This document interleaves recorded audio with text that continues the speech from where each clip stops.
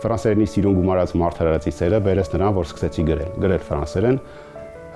ստացվեց, քաջալերվեցի, խրախուսվեցի։ Ասատուր Հակոբյանի Ֆրանսիայում հայտնի այս ստեղծագործություններն արդեն հասանելի են հայ ընթերցողին մայրենի լեզվով։ Մոտ 2 տասնամյակ Փարիզում բնակվող հեղինակի գրական ուղին սկսվեց մի քանի տարի առաջ, երբ ֆրանսերենը կատարելագործելուց հետո աշխատանքի անցավ ավտոմեքենաների վաճառքի սրահում, որտեղ էլ ամենօրյա շփումներն ու մտորումները թղթին հանձնելու առիթ դարձան։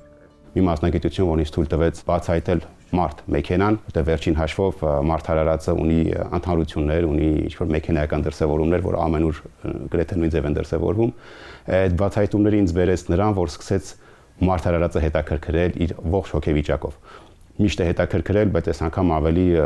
խոր արմատներ էր գցել այդ ցանկությունը։ Նարգիզի բույրը գրքում հեղինակը պարզ, առանց չափազանցված դրամատիզմի, շատ անկեղծ կենտրոնանում է մարդկային հարաբերությունների, նուրբ զգացմունքների եւ ներաշխարհի բացահայտման վրա։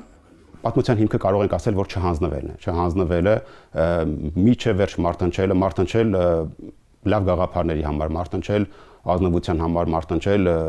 լույսին ձգտելու համար։ Ամեն անգամ ընկնելուց ոտքի են կանգնում, հենց այդ լույսի ձգտումն է, որ մեզ ստիպում է ու օգնում է ոտքի կանգնել։ Իսկ հոր եկող հոգին գիրքը մարդու ներքին անհանգստության, ինքնաճանաչման, անտեսանելի երևույթների կարևորության եւ կյանքի ու մահվան պայքարի մասին է։ Անդրադարձել եմ այնպիսի կետերի, երբ մարդիկ կարող են իրենց սխալ մեկնաբանությունների հետևանքով կյանքը ոչ միայն կառուցեն այնպիսին, որ իրենց համար է դարձել ճզմող գործիք, այլ ճզմող մեքենան անցնում է նաև մյուսների վրայով, այնինչ մյուսները երբեք այդ բանը չեն արել, պարզապես դա իր մեկնաբանության հետևանքն է։ Հայրենիքում նման ընդունելությունն այնքան է ոգևորել ասատուրին, որ երրորդ գիրքն է գրում, այս անգամ կենտրոնացել է մարդուն բնորոշ մեկ այլ երևույթի կախվածության վրա։ Ուժեղ մարդիկ, որ կարող են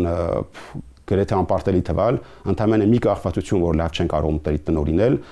ու այդ կախվածությունը հենց ինչ որ թմրանյութերի կամ կազինոների կամ մյուսի մասին, չէ՞ որ առհասարակ ասում են կախվածություն, մտածում ենք դրա մասին, այլ հոգեկան կախվածությունների մասին, ինչ որ անձից, ինչ որ